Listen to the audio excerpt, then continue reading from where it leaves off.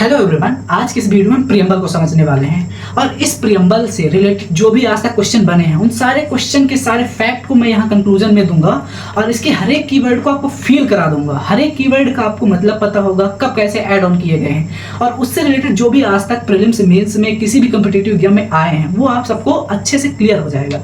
इसको मैंने भी रेडी किया है और जो मैंने रेडी किया है और जो मैं कंटेंट पेपर तक ले जाने वाला हूँ वो सारी चीज़ों को मैं यहाँ डिलीवर करने का ट्राई करूँगा।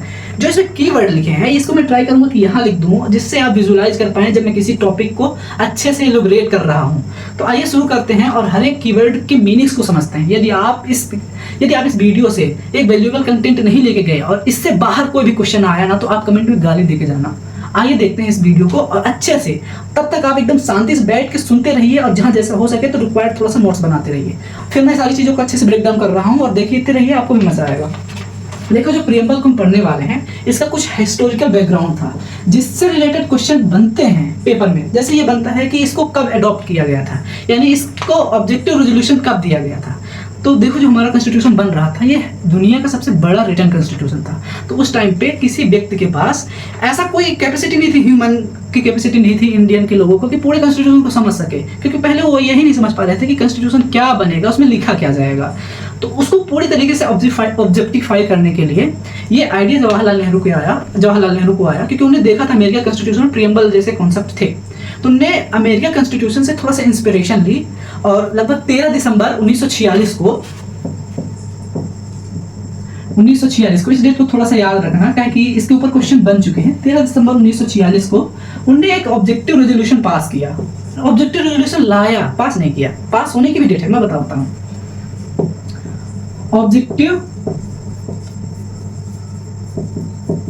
ऑब्जेक्टिव रेजोल्यूशन लाया इनने और सबके सामने रखा। सबको ये आइडिया थोड़ा थोड़ा ठीक लगा और उन्होंने डिसाइड किया 22 दिसंबर 1947 को उन्होंने डिसाइड किया।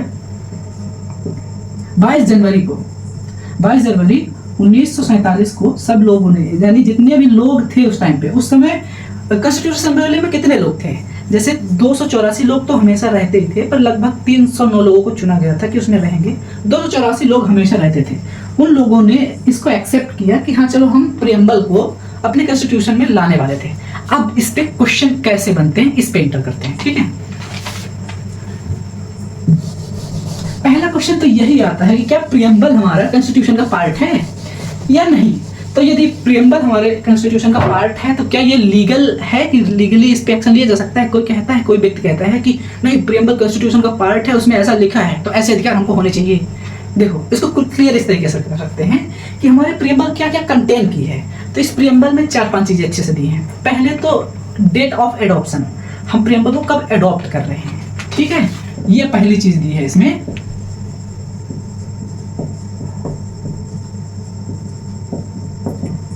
कॉन्स्टिट्यूशन को एडॉप्ट किया गया 26 नवंबर 1949 को, ठीक है, और ये डेट इसमें मेंशन है। तो पहली कि ये प्रियम्बल हमको बताती है कि हमारे कॉन्स्टिट्यूशन को कब एडॉप्ट कर लिया गया, ठीक है, ये डेट दी है। दूसरी, ये हमारे कॉन्स्टिट्यूशन के नेचर को बताता है। क्या बताता है?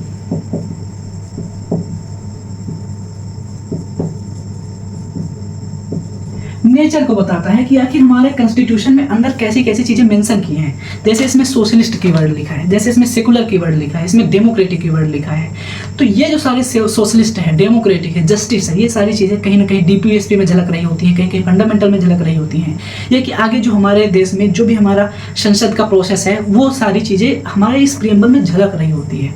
उन सभी इंपॉर्टेंट कीवर्ड को इसमें मेंशन किया गया है। तो ये हमारे कॉन्स्टिट्यूशन को नेचर को बताती हैं और हमारे कॉन्स्टिट्यूशन का नेचर होने के साथ साथ उसका ऑब्जेक्टिव क्या है ये सारी चीजें बताती हैं। ये हमारा प्रियम्बल इन सारी चीजों को मेंशन कर रहा होता है। 3 ये मेजर फैक्ट है। एक और, ये लीगली इंपोज नहीं किया जा सकता, ये कॉन्स्टिट्यूशन का भाग है। सबसे इंपॉर्टेंट कि ये कॉन्स्टिट्यूशन का भाग है, it is a part of constitution but not legally imposed।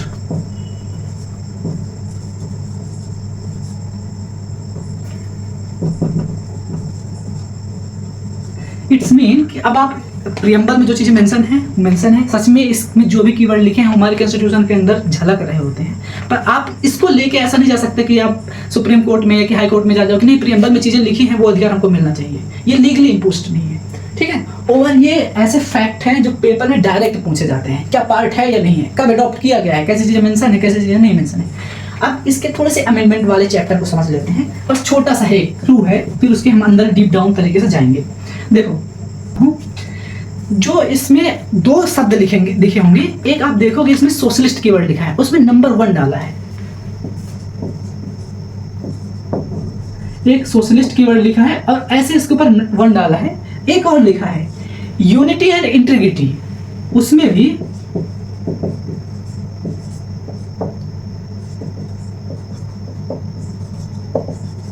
इसमें भी ऐसा 2 डाला है। ऐसा ये हुआ कि जब हमारा कॉन्स्टिट्यूशन शुरू में बना था तो उसमें ये 2 कीवर्ड नहीं थे।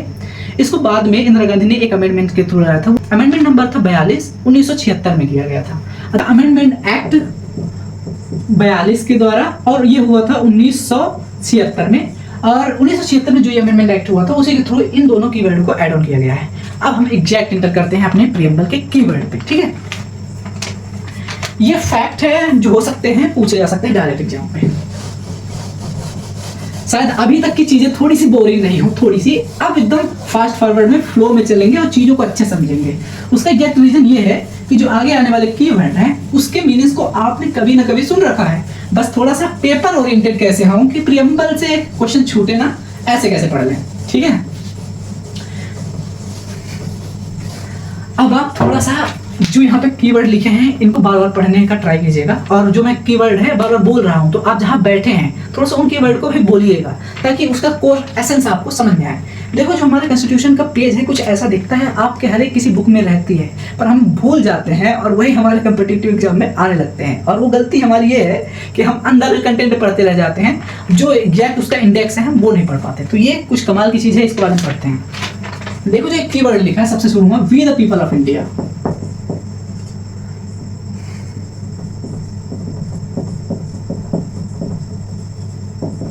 ये एक कीवर्ड है, इसका मतलब ये है कि जो हमारा कॉन्स्टिट्यूशन बन रहा है और उसको जो बनाने वाले लोग हैं वो कहते हैं कि इस कॉन्स्टिट्यूशन को हम खुद ले रहे हैं, यानी हम भारत के नागरिक के लिए ही ये कॉन्स्टिट्यूशन है।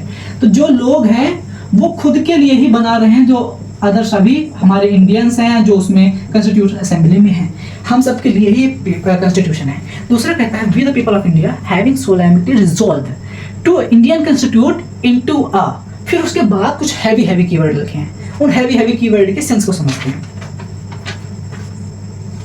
मतलब इसका मतलब समझ में आ गया कि कॉन्स्टिट्यूशन खुद के लिए है, हम सबके लिए है।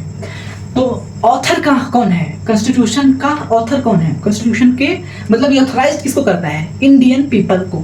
ये हम थोड़ा सा हो सकता है फैक्ट में पूछ लिए पेपर में, ठीक है। इसके बाद हम जो बड़े बड़े कीवर्ड हैं हैवी कीवर्ड के सेंस को समझते हैं और कब पेपर पे कैसा आया ये थोड़ा समझते हैं।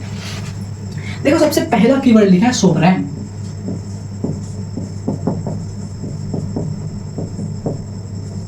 ठीक है, इसका मतलब क्या है भाई, क्या सोवरेन जिसे हम कहते हैं कि हमारे देश में किसी विदेशी देश का पावर इन्फ्लुएंस नहीं रहेगा। अब इंडिया के लोग अपने हिसाब से अपने देश के राजा को चुनेंगे, और मतलब अपने देश के किसी एक ऐसे अपने ही देश के लोगों में से किसी व्यक्ति को चुनेंगे जो उन पे पॉलिसीज को इम्प्लीमेंट करेगा और सही तरीके से ग्रोथ को देखेगा, मतलब बाहर के किसी देश के इन्फ्लुएंस में नहीं आएंगे। तो क्या 1947 से पहले इंडियन सोवरेन नहीं था? नहीं था। देखो जब पहले राजा रजवार होते थे, किंग होते थे हमारे देश में, वो किंग के बच्चे ही चाइल्ड ही फिर हमारे देश के हमारे देश की गद्दी में अगले राजा बना करते थे, है ना, गद्दी में बैठा करते थे। अब कुछ टाइम बाद जब राजा रजवार का शासन खत्म हुआ तो उसके बाद हमारे देश में कौन किंग का शासन अच्छे चलने लगा, ब्रिटिश का चलने लगा। तो ब्रिटिश गवर्नमेंट के अधीन हम चले गए। तो ब्रिटिश गवर्नमेंट में भी उस समय हमारे देश में इन्फ्लुएंस इन्हीं का चल रहा था, यानी इस टाइम पर भी हम सॉवरेन नहीं थे। अब इसके बाद कंडीशन आती है जब हम अपने देश के लिए कॉन्स्टिट्यूशन बना रहे होते हैं, और 1949 के बाद अब हमारा देश सॉवरेन है, यानी हमारे देश में किसी भी देशी का पावर नहीं चलेगा। तो 26 नवंबर को हम अडॉप्ट कर लेते हैं। इसके बाद 26 नवंबर 1949 को जब हम अडॉप्ट कर लेते हैं, इसके बाद अब हमारा देश कैसा है, सॉवरेन है। इसका मतलब क्या है, इस पूरे सॉवरेन का मतलब ये है कि आज के टाइम में जो टैरिफ वाला कॉन्सेप्ट चल रहा होगा, अब आप उसको समझोगे कि वो अमेरिका कहता है कि हम टैरिफ लगा देंगे और जो कुछ ऐसी पॉलिसी कहता है कि पीस मेकर वाली सारी कॉन्सेप्ट, तो इंडिया के ऊपर दबाव दे के, प्रेशर दे के यहाँ के रूल्स रेगुलेशंस में इंप्लीमेंट किया जाए, ये नहीं हो सकता, क्योंकि हमारा देश सोवरेन है। हम किसी विदेशी देश के किसी व्यक्ति या किसी कंट्री के इन्फ्लुएंस में डायरेक्ट नहीं आ सकते। हमारे देश के हेड का यदि है ऐसा लगता है कि हमारे देश के हितों के लिए है तो उन चीज़ों को लागू करेगा, नहीं है तो नहीं करेगा। यानी सीधा हम अब आज के कॉन्टेक्स्ट में देख सकते हैं कि अमेरिकन जो आजकल इन्फ्लुएंस है, पूरा नहीं लिख रहा, जो डोनाल्ड ट्रंप जी हैं, वो इंडिया में, इंडिया के हेड पे या कि इंडिया के रूल पे, हमारे देश के रूल पे डायरेक्ट इंप्लीमेंट नहीं होगा। चाहेंगे तो करेंगे, नहीं चाहेंगे तो नहीं करेंगे। यही है सॉवरेन का मतलब। ठीक है, अगले की वर्ड को उसको और थोड़ा सा ब्रेक डाउन कर सकते हैं। हाँ, इस पे क्वेश्चन आ सकता है और आया भी है शायद। स्टेट पीसीएस में पूछा है इससे रिलेटेड क्वेश्चंस। अब एग्जैक्ट मुझे डेट नहीं कि किस ईयर में था, पर मैंने एक बार देखा था तो उस पर क्वेश्चन आया था इससे रिलेटेड। अगला कीवर्ड है सोवरेन के बाद, देखो आप उसमें लिखा है सोवरेन के बाद सोशलिस्ट, और यही सोशलिस्ट कीवर्ड है जिसको इंदिरा गांधी ने अमेंडमेंट 42 में 1976 में ऐड किया था। और सोशलिस्ट का मतलब ये है कि अब हमारे देश में जो कास्ट है, अपर लेवल, लोअर लेवल, या कि कास्ट है, और या कि जो क्लास वाला कॉन्सेप्ट है, अपर क्लास के लोग, लोअर क्लास के लोग, ये सारी चीजें अब नहीं रह जाएंगी हमारे देश में। सारी चीजें सोशलिस्ट का थोड़ा सा ये जरूर ध्यान रखिएगा कि हम एकदम रशियन सोशलिस्ट नहीं है, रूस वाला सोशलिस्ट नहीं है, थोड़ा सा हम हैं कि हम थोड़ा सा इकोनॉमी की ग्रोथ के बारे में सोचेंगे। ऐसा नहीं है कि कोई भी के पास 1 करोड़ रुपए हैं तो हम ट्राई करेंगे कि एकदम उसको इक्वल कर दे, 350 में बांट दे, 3050 ऐसा कुछ बांट दे, ऐसा नहीं करेंगे। हाँ, पर थोड़ा सा इस पर टैक्स ज्यादा लगाएंगे ताकि वो थोड़ा सा मिनिमम रह सके, और जो छोटे वर्ग के लोग हैं उनको थोड़ा सा अराइजल दिया जा सके, तो उनको थोड़ा सा रेमेडीज या सब्सिडीज देके उनकी ग्रोथ के बारे में सोचा जाएगा। ये हो गया इकोनॉमिक पर्सपेक्टिव से देखा जाए सोशल एक लाने के लिए। दूसरा जो है ये क्लास वाला कॉन्सेप्ट है और कास्ट वाला कॉन्सेप्ट है। ये चाहते हैं कि ये ना रह जाए इंडिया में, ये इसलिए इस कीवर्ड को मेंशन किया गया है। ठीक है, सोशलिस्ट के बाद अगला कीवर्ड है सेकुलर। सेकुलर का मतलब ये है, डायरेक्ट मीन्स ये है कि हमारे देश का, या कि जिसे हम स्टेट कहते हैं, कॉन्स्टिट्यूशन में देश ना लिख के बार-बार स्टेट वर्ड यूज किया है, तो आप सेकुलर का मतलब समझिए।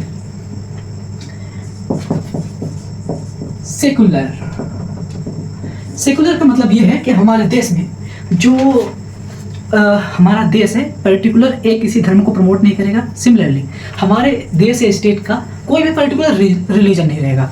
हर किसी व्यक्ति का अपना वो है, मानना है, जिस भी रिलीजन को फॉलो करना चाहे, जिस भी रिलीजन को फॉलो करना चाहे कर सकता है। स्टेट किसी भी रिलीजन पे इंटरफेयर नहीं करेगा, नो इंटरफेयर,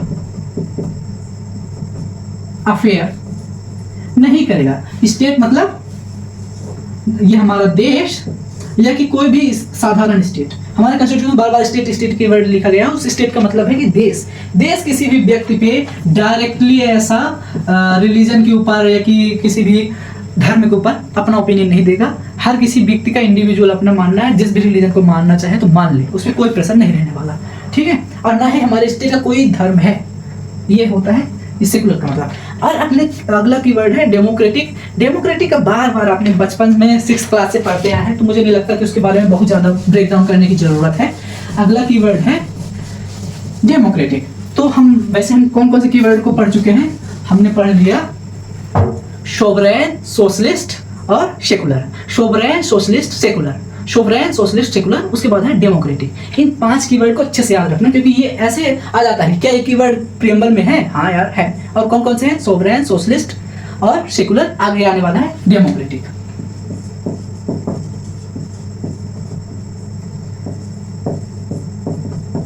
ठीक है, ये डेमोक्रेटिक का मतलब बार बार आपने पढ़ा है। बस ये है, मैं एक साधारण एक सूत्र दे देता हूं इसके लिए। ऐसा समझो, जो हमारे देश की गवर्नमेंट है, गवर्नमेंट एज अ आदमी नहीं समझना, मैं सिर्फ ऐसा बना देता हूं ताकि हम चीजों को अच्छे से विजुअलाइज कर सके। हमारे देश की जो गवर्नमेंट है वो कैसी होती है? टू द पीपल होती है। ठीक है, और बाय द पीपल होती है,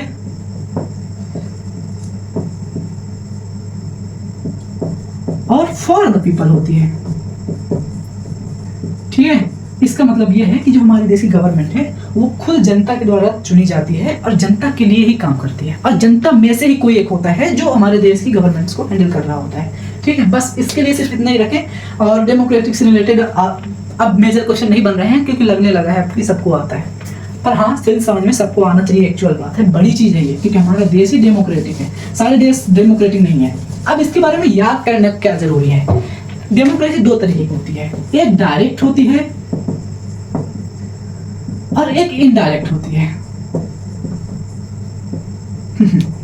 इनडायरेक्ट होती है। अब इसका मतलब क्या है भाई, डायरेक्ट इनडायरेक्ट का मतलब क्या है? डायरेक्ट का मतलब ये नहीं होता कि बस सामने कोई व्यक्ति आया और उसको लोग डायरेक्टली उसके सामने ही हाथ उठा के या कि चिट्ठी दे के काउंट कर रहे हो, ऐसा नहीं होता। हमारे देश में जो हमारी गवर्नमेंट होती है इनडायरेक्ट तरीके से चुनी जाती है। जैसे हम किसी पार्टी को चुन लेते हैं और उस पार्टी का जो सिंबल होता है उसको देख के हम किसी पार्टी को चुन लेते हैं, और वो पार्टी में से जो हमारे देश के जो स्टेट ऑफ वो होंगे, जैसे हम प्रेसिडेंट कहते हैं, वो इन पार्टी में से किसी जो इन पार्टी का लीडर होगा, किसी एक को जो बहुमत से आगे बढ़ती है, उस किसी एक को चुन के गवर्नमेंट बना देते हैं। ये होता है इनडायरेक्ट। और डायरेक्ट में सीधे हाथ उठा के या कि चिट्ठी से काउंटिंग करके सामने ऐसा कर दिया जाता है और किसी आदमी का फेस आता है उसमें।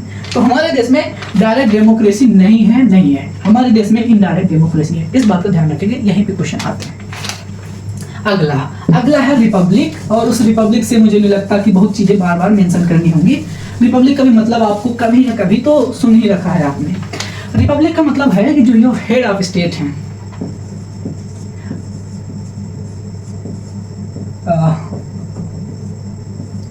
जो हमारा हेड ऑफ स्टेट है, यानी जो हो सकता है प्रेसिडेंट आज के टाइम पे जो है, वो जो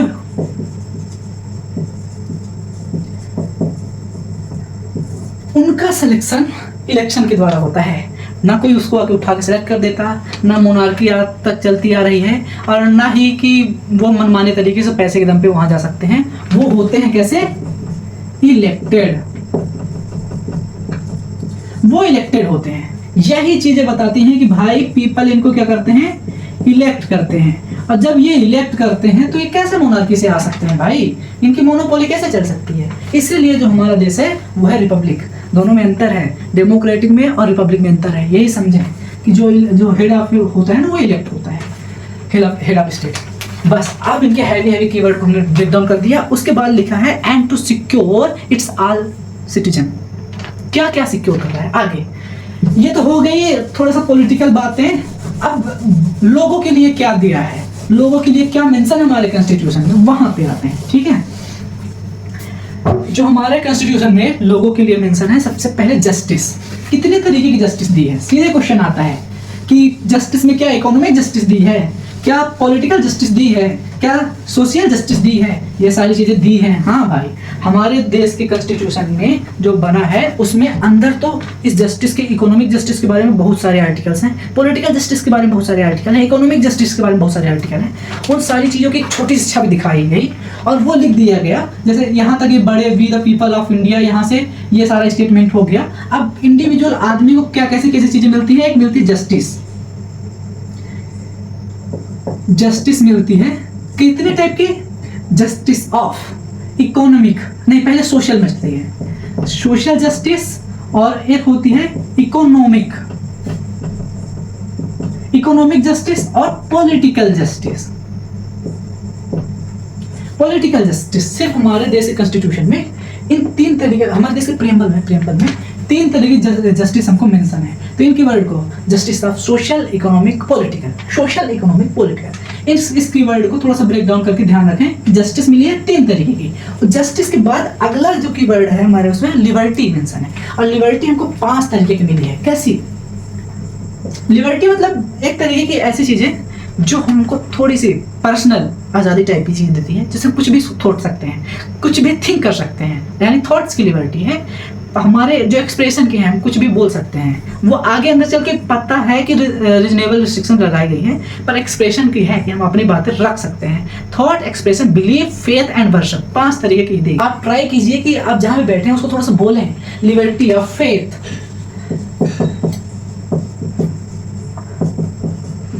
लिबर्टी ऑफ फेथ नहीं, पहले thoughts, thought, liberty of thought expression, ये चाहिए है, liberty of thought expression, belief, belief, faith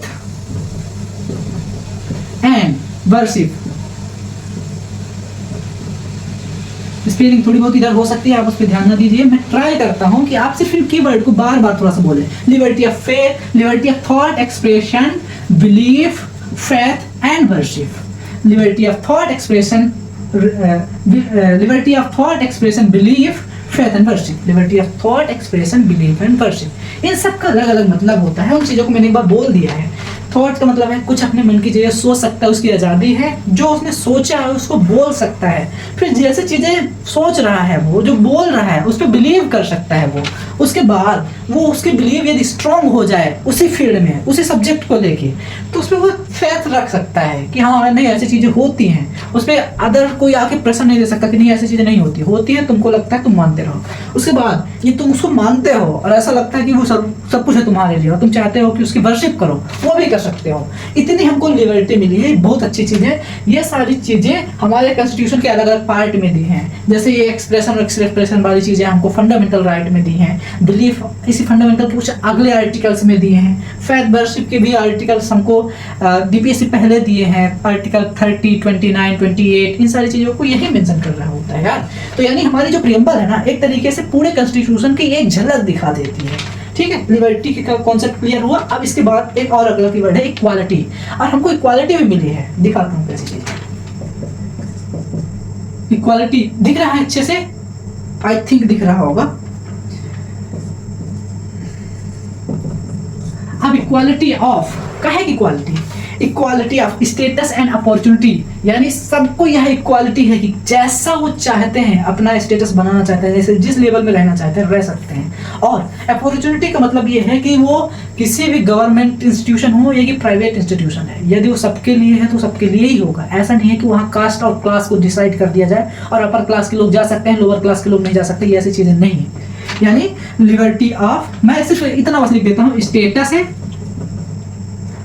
and और अपॉर्चुनिटी।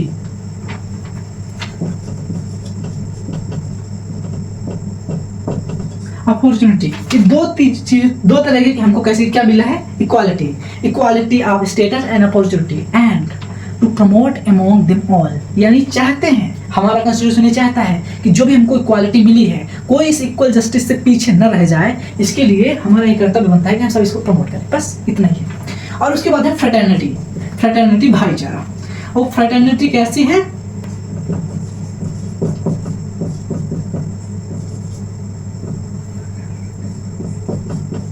ये फ्रेटर्निटी हमको मिली है assuring the dignity of individual and the unity and integrity of the nation। यही हम चाहते हैं कि बंधुता बढ़े और हर व्यक्ति की डिग्निटी को इंश्योर करना है। ये सारी चीज़ें हमारे इस प्रियम्बल में लिखी हैं। तो फ्रेटर्निटी में क्या है? Dignity of individual. ये क्वेश्चन में एक बार ऐसा आया था कि जो डिग्निटी है वो इंडिविजुअल है कि नेशन की है, तो डिग्निटी ऑफ इंडिविजुअल, ये थोड़ा सा ध्यान रखना। किसी व्यक्ति की डिग्निटी और unity of the unity and integrity of the nation, ये सारी चीजें बताई गई हैं। यानी ये कीवर्ड हमारे कॉन्स्टिट्यूशन के प्रियम्बल में मेंशन है। यदि हम इसको दोबारा बोलें तो we the people of India having solemnly resolve to Indian constitute into a, फिर उसके बाद बोला है sovereign socialist secular democratic and republic and to secure all citizen. फिर जस्टिस हमको मिली है, justice of social economical political justice. फिर उसके बाद हमको लिबर्टी मिली है, liberty of thought expression belief faith and worship. उसके बाद हमको मिली है equality, equality of status and opportunity और also to promote among them all, और सब समय प्रमोट करना है। उसके बाद फ्रेटर्निटी, फ्रेटर्निटी कैसी है? Ensuring the dignity of individual and the unity and integrity of the nation. ये कुछ हैवी कीवर्ड थे, हमने ट्राई किया कि ब्रेक डाउन करते हैं। उसके बाद जस्ट कुछ नहीं है हमारे देश के इसके प्रियम्बल में, सिर्फ ये है कि इन आवर कंस्टिट्यूट असेंबली जो लोग वो बैठे थे वो अब कहने लगे हैं। थोड़ा सा मैं इसके बारे में तो थोड़ी सी स्टोरी बता देता हूँ जो आपको कभी भूलेगी नहीं।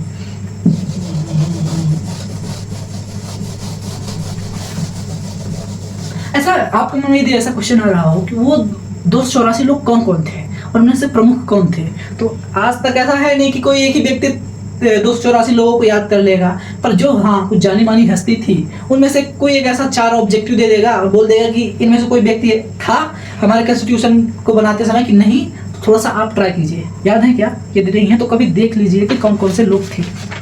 सभी तो नहीं याद हो पाएंगे, पर जो कुछ हाँ लोग थे ऐसे जो बहुत इंपॉर्टेंट हैं। हालांकि सब थे हमारे देश के लोग, कोई ऐसा नहीं कह सकता कि कोई इंपॉर्टेंट था नहीं था, सब थे, पर जो वास्तव में हमको और अदर चीज़ों से लिंक्ड हैं, थोड़ा सा उनका नाम है मार्केट में, तो हम याद कर लेते हैं, है ना। अगली स्टोरी ये है, थोड़ी सी ध्यान दीजिएगा। जो हमारे डॉक्टर भीमराव अंबेडकर, उनके सामने एक बात ये आई कि जब वो सभा में जा रहे थे उससे पहले एक गांव का व्यक्ति उनसे मिलता है और बोलता है कि जो हमारी इतनी हैवी या कि इतनी लंबी चौड़ी रिटन कॉन्स्टिट्यूशन बनाया जा रहा है, क्या मैं इन सारी चीज़ों को समझ पाऊंगा और कब तक आ पाएंगे और कैसे मैं समझ पाऊंगा।